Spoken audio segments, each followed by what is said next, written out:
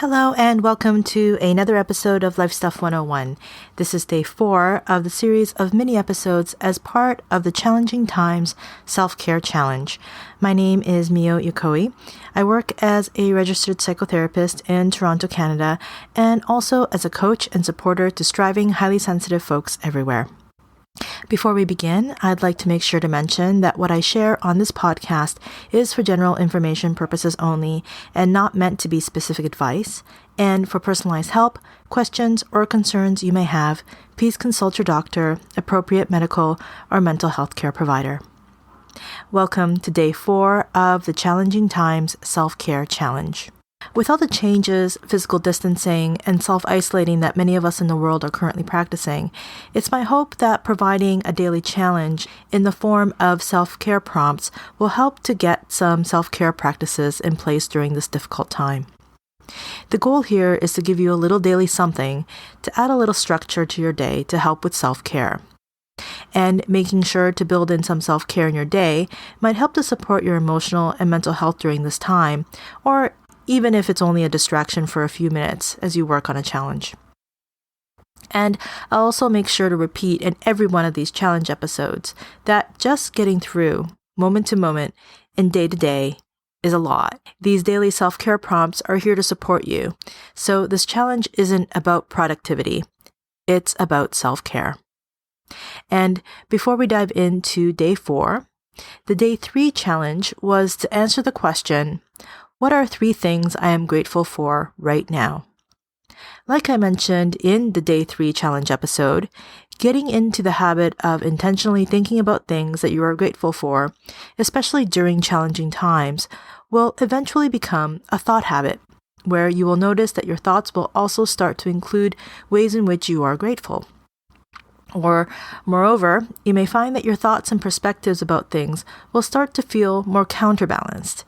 That is, if you notice that you may have a tendency toward critical or worrying thoughts, introducing a gratitude practice may help you to also start thinking about these very same things with an additional perspective, which ultimately might mean that you can have a more balanced point of view, but may also have a positive benefit to your mental health. So, as for practicing gratitude, you might decide to use it as a tool when you need it. So, feel free to go back and listen to day 3 whenever it might be helpful for you to go through the prompts of asking yourself what 3 things you're grateful for in the moment. Or you might decide, for instance, to add it to your morning routine as we discussed on day 1, or to consider adding it to your evening routine before going to bed as well. Or you might decide to do both. The reason for the suggestion to add it into the evenings is that by going through the gratitude practice at night, it can be a way for you to cap off the day and signal to your brain that you're in rest mode. And if you do decide to add gratitude to your toolbox, it can be a more effective tool if you can come up with something new that you're grateful for every time you decide to ask yourself, what am I grateful for in this moment? I'd love to know how you made out with day 3 of the challenge. What are the things that you're grateful for right now? Reach out to me on Twitter at LifeStuff101pod, on Instagram at LifeStuff101podcast, or on the website at LifeStuff101.com. So, let's get into day 4. Today's self-care prompt is to ask the question, what are 3 acts of kindness you can do today? So the day that I'm recording and releasing this is April 1st, 2020.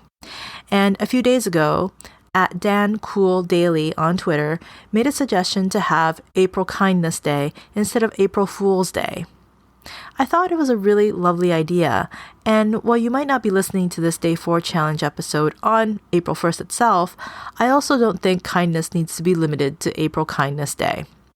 But absolute credit goes to at Dan Cool Daily, and you can find him on Twitter at Dan, COOLE Daily. So at Dan, COOLE Daily, for sparking the idea for this challenge episode today.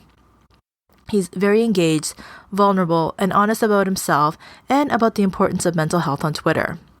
Maybe you might consider sending him a kind word his way as part of today's challenge.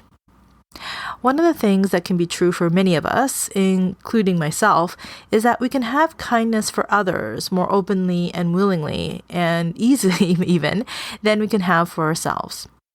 In fact, I remember when I first started therapy millennia ago, one of the first aha type moments I had with my therapist. So she asked me, how would I feel if the kinds of things that I was saying to myself, if I were to hear someone else say that to one of my loved ones? How would I feel, or what would I do? And the truth is, it really hit me like a ton of bricks, because the stuff that goes on in my brain that I tell myself on any given time, if someone said these things to someone that I love, I would absolutely, unequivocally get into some kind of a fight or altercation with them. And it was a reminder to me, or it was a revelation really to me, how harsh we can be, or how I know how harsh I can be. And I know that I'm not alone in this. So I think that when we're talking about a kindness practice, or to think about how we can be kind, it can be helpful for us to think about ourselves first. And just as I mentioned, my first act of kindness is going to be for myself. And what I'm going to do is to give myself permission, or I'm going to allow myself an hour to do absolutely nothing today at some point. And it's one thing to find myself not doing anything and then feeling badly about it, but to intentionally give myself that hour instead of feeling like and having an expectation of myself to just be getting things done all the time.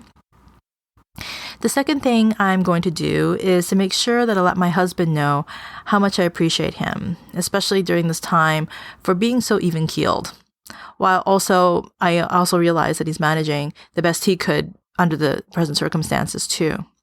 And despite that, he's been so supportive and calm throughout this whole thing. So I plan on making him a nice dinner a little bit later on, as one way of me showing my appreciation for him. And thirdly, I have an online buddy who mentioned that they weren't feeling well earlier this week, so I'll check in and see how they're doing. I think kindness can be as simple as expressing appreciation or acknowledgement, but it can be more involved, like volunteering or getting groceries for others if you're happening to be venturing out today. So again, the challenge for today is to make note in whatever way you prefer to express yourself, and also complete 3 acts of kindness you can do today. So here are your steps for today's challenge. Number 1, schedule 10 minutes today to pause and complete today's self-care prompt. Number 2, before beginning, take 3 deep breaths. Number 3, make note of 3 acts of kindness you can do today. 1, let's start with you. What's one kind thing you can do for yourself today? 2 and 3 can be for others, preferably for 2 different people. Maybe one can be an act of kindness for someone you know, and the second can possibly be for someone you don't know or only know virtually. And number 4, go ahead and do those 3 acts of kindness today. And number 5, when you're done, pause, take a moment, and take 3 slow breaths. I'd love to hear about your acts of kindness, and I'd also like to know how you're doing. Please reach out to me on Twitter at LifeStuff101pod, or on Instagram at LifeStuff101podcast, or on the website at LifeStuff101.com. So, that's day 4 of the Challenging Times Self-Care Challenge. What are 3 acts of kindness you can do today? And I hope you're taking kind care as you're participating in these challenges. Stay tuned tomorrow for day 5 of the Challenging Times Self-Care Challenge. Until then, please stay safe and in good health wherever you are in the world, and I'll be speaking with you again for day 5 of the Challenging Times Self-Care Challenge real soon.